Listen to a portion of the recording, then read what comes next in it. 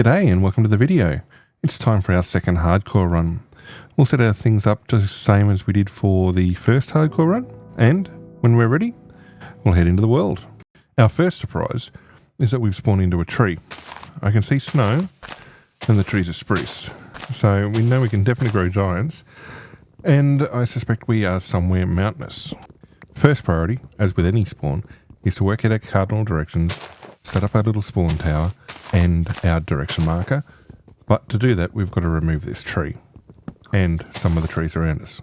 I'm confident enough in my initial read of the environment to have my north marker set up, but it's not going to be useful if I can't see it, so it's time to clear fell the area. Now that I can kind of see what's going on, it's time to start crafting and getting more efficient. I get a crafting table and wooden tools and go look at the area. I have enough of a view to show me that there's plenty of spruce forests, some valleys, some chickens, and when I go back to take a closer look, my first encounter with powdered snow. There's another mountain across the way, and I'd spotted a river and sea, or at least a large lake, down below. Food-wise, I've yet to spot any berry bushes, and grasses for harvesting are few and far between, but at least I have seeds now. The pit cavern I just entered looks inviting, and while it doesn't have any other useful ores, it is enough to upgrade my tools. I make my way down to water level, where, on a stony beach, I find plenty of coal. I have a look back up towards the mountain where we spawned at. Around to the right, this is going to be a very interesting place to be building my base. I make my way across the river and find that everything is pretty much the same as it was on the spawn site. I do find some sweet berries, so my immediate food problems are resolved. I also find sugarcane and spend some quality time excavating coal and iron from the nearby stony beach. It looks like the sun is setting and, I'm some way from spawn. Well, looks like I'm going to be out and about the first night.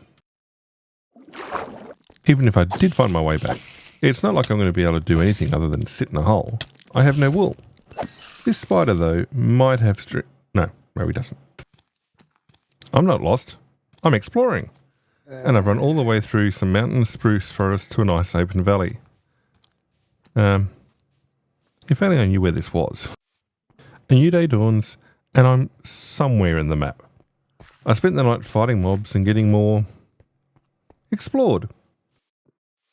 I make the most of my situation and harvest the passive mobs I'd run past at one point, and gather the various trees I know I don't have on the mountain.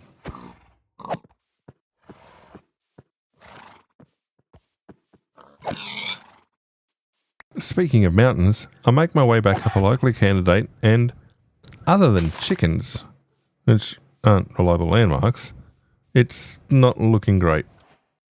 Not great, that is, until I stumble on this snow-filled pit cave, along with views out to an ocean. Hey, I've seen this before. Like there is any doubt I always knew where I was. In unrelated activity, I really need to clear this spawn point and make it more obvious where it is. The rest of the second day is spent putting down the basics of a furnace, campfire, storage, and crafting table. But I've got no bed, no wool, so it's going to be another night spent having fun in the dark. It's weird, but I've got a variety of iron objects and torches, but no bed. So, rather than spend the night above ground, I find a cave and get to digging. I close the entrance off for safety, mine, and start exploring. There's snow and plenty of ore, which is going to make this a profitable night of digging.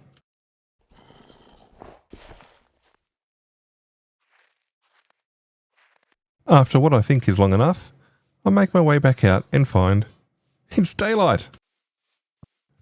I get back to spawn, which I've marked with both a campfire and a giant spruce, armed with my shears, but still no sheep. Another day of exploration comes to a close. I'm a fair way from spawn and still no bed. I had plenty of caves to explore, but sheep don't tend to live in there.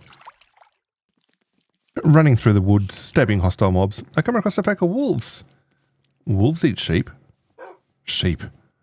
Well, if I had bones, at least I'd have friends. They scattered, leaving me to deal with this spider by myself. At least I got string out of it. My first string. Still no sheep. But now I'm at a party with a lot of uninvited guests. It's getting late and I really should be getting going before more guests show up. I can already hear and see the next few nearby. Is that a sheep? No, it's two sheep. The colour of the first two is a bit hard in the dark, but I know this one is white. I'm going to need dye to make a bed. And what are the odds of that?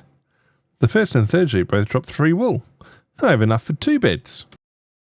I craft my bed and sleep.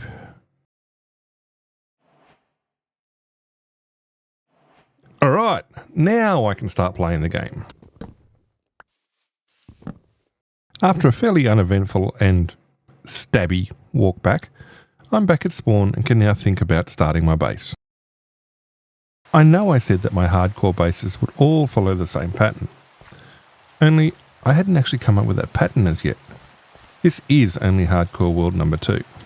So, after carving out a bit of a platform, I start actual base construction.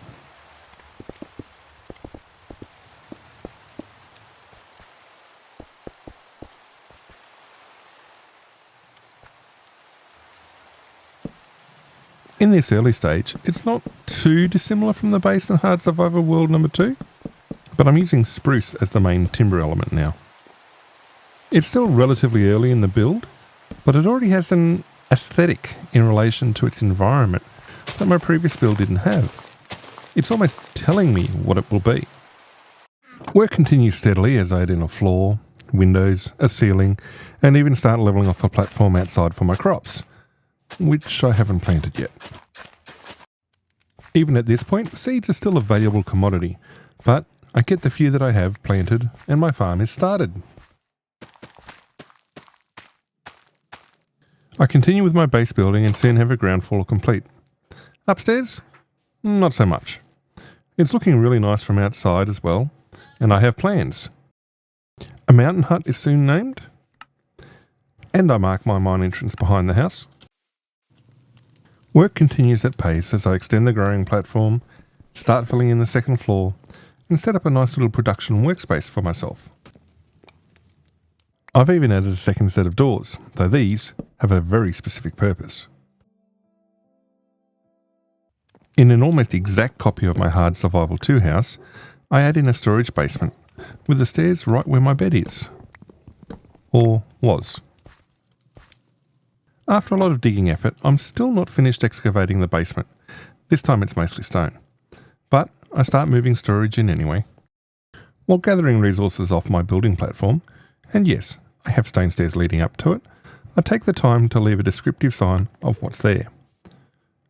For all the guests I'm going to have in my hardcore world. More work eventually leads to a completed basement. A bit small, but it's done. At least the cobble styling doesn't look too odd this time. I haven't been bothered by hostile mobs too much while working on my base, but today's different. As I make my way down my external stairs, I'm nearly exploded.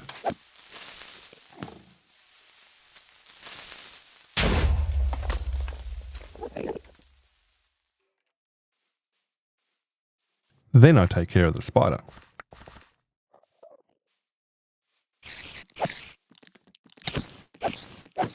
Oh, then the skeleton that was there since the beginning. Why'd I leave it to last? Well, if you'd watched closely while I was fighting the creeper, the skeleton kept shooting at me and missing. At least it manages to hit my shield from point blank range. After filling in the creeper hole, I'm about to start widening my stairs when I have another skeleton to take care of. Only I really suck at taking it out.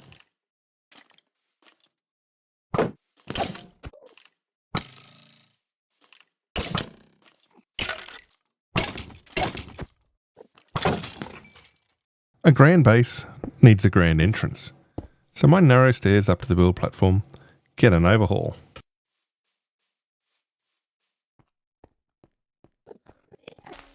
It's time to begin working on the mine and connecting it back into the base.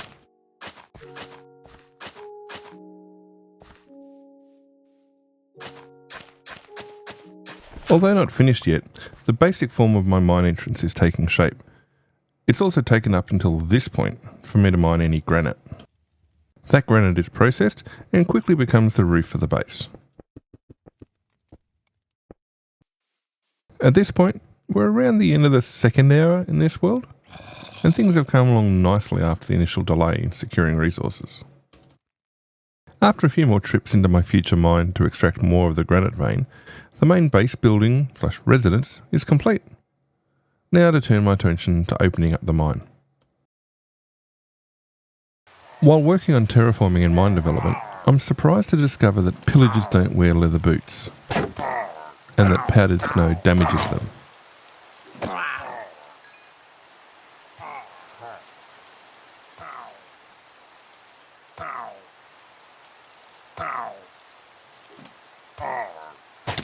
Of course, finding that out by being shot by invisible crossbows fired by invisible pillagers wasn't the best. It's a pillager captain, so I'll just sit here and let nature take its course. That way, no bad omen.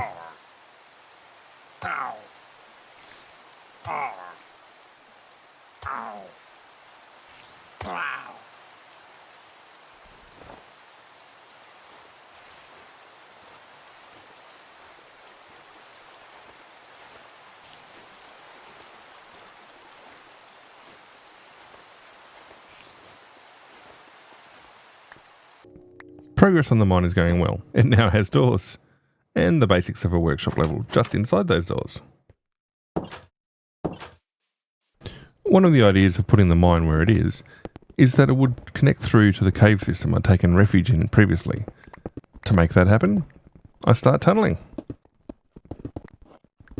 While working on improving the outside entrance of the mine complex, I'm interrupted. Again. Soon enough though, I have 2 decorations for the front of my house. And bad omen effect. Cows have been a little hard to come by up here. I get the workshop entrance to the mine decked out with a workbench and a couple of furnaces, and get back to mining. Since I can't get my coordinates from F3, I'm having to count out the blocks from my mine entrance to the cave position by going over the mountain. Then, I start my mine stairs at that point in the tunnel. If everything's worked out right, I should intercept the cave system. The initial staircase and exploration tunnel don't hit anything until I hit the side of the mountain. Oh, there it is. How'd I miss that? It must have only been a block or 2 off from hitting the cave. Well, let's find out just how far off I was in my calculations. Well, the method worked. I started the stairs at the correct point in the main tunnel. I must have just missed the cave. I've opened a small hole into the cave proper, so now I'll fill in this exploration tunnel like nothing's ever happened. There's a secondary descending cave system that I never looked at initially, and, despite having some unfriendly residents, I think I'll join it to the other cave for mining. Because I've had enough of being surprised by hostile mobs coming over or around the mountain, I'm going to block in these cave entrances under a dirt pile. I'll still have complete access to both caves, but effectively they're now only accessible via the main mine entrance doors.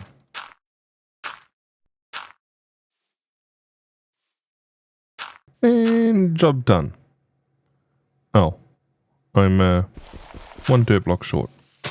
Well, I'll fix that easily enough by improving the accessibility between both cave systems.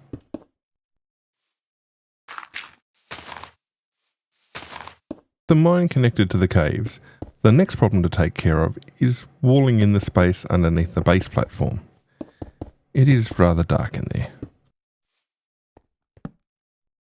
With most of the above ground busy work taken care of, I head back to the mines and go exploring in the descending cave. I'm rewarded with quite a collection of ores, and the suggestion that there might be something very interesting nearby.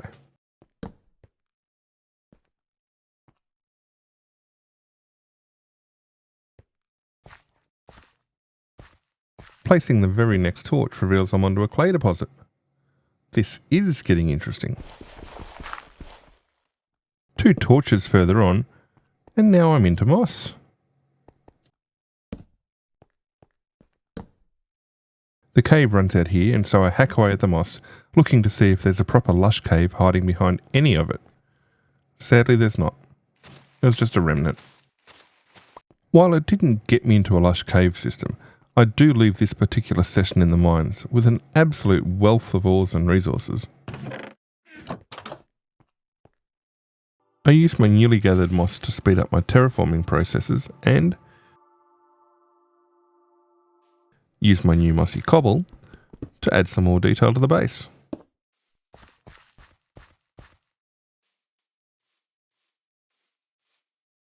I didn't think it looked too bad beforehand, but now it really looks like it belongs in this environment. I've even started adding topiary made from flowering azalea. What was the goal of this game again? I've not said much about my farms this playthrough, but all I have to work with is wheat and sugar. I head back into the mines for some more discoveries.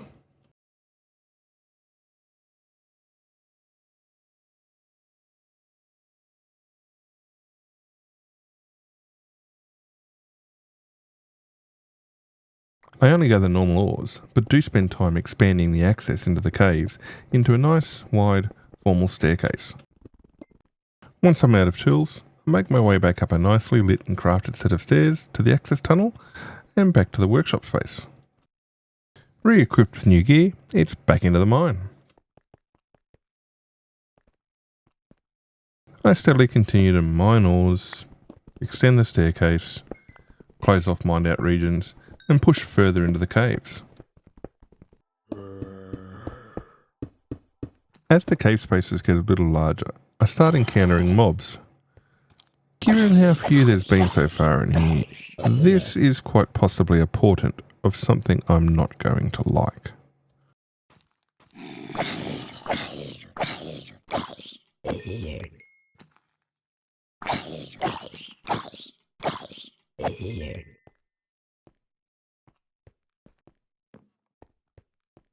Even more confusingly, since a lot of the cave looks just like a lot of the other parts of the cave, it can be hard to work out if I've just had the same encounter.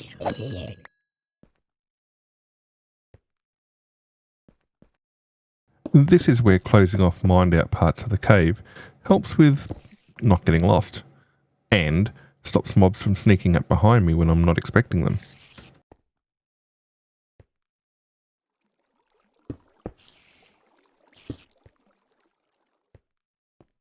It does nothing to stop mobs appearing in front of me.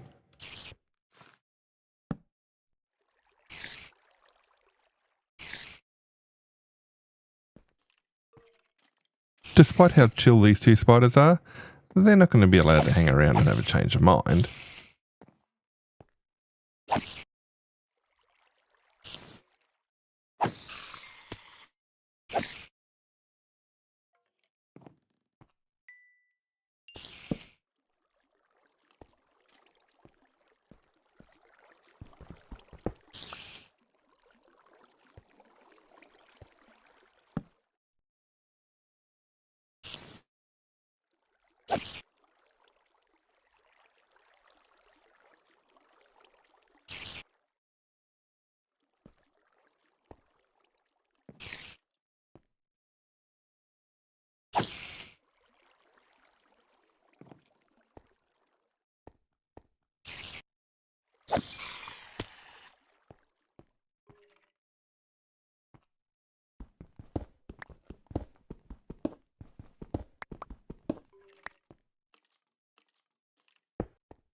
Eventually, I've done enough of my time in the mines and caves, and head back out.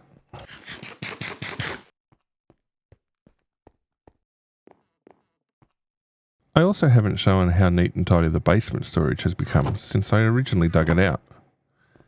Most of my storage system is in place at this point. Really, the only changes are a bit more optimization of what goes where, and the order in which the chests are laid out.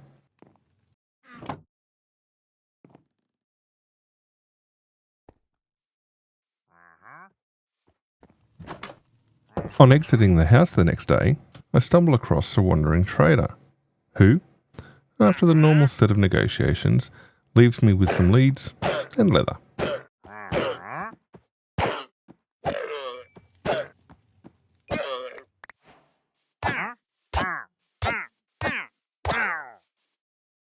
We don't often stop to take in all that surrounds us, and for some really odd reason, I spend an entire day just staring at the top level of the base.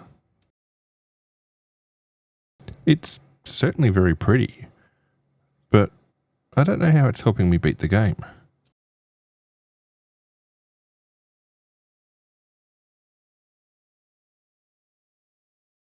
The next morning, before doing anything else around the base, I have a sudden urge to smelt a lot of iron. And check on my armour availability. The net result is that by the time I'm ready to go into the mines, I have iron pants, chest plate, and boots.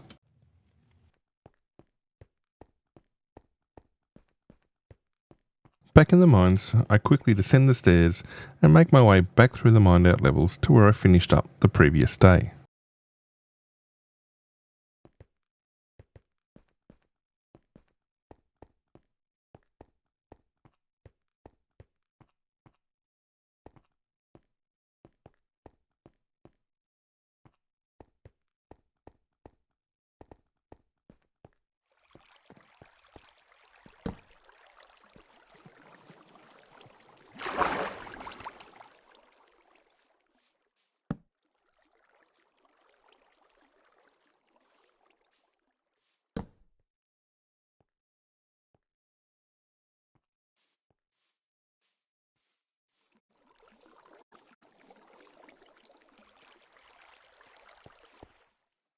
After a couple of slightly wrong turns, I'm at a point where I should start mining. Off in the distance is the glow of enchanted armour. That's not my most pressing concern, as I've just been surprised by a child zombie. 2 of them.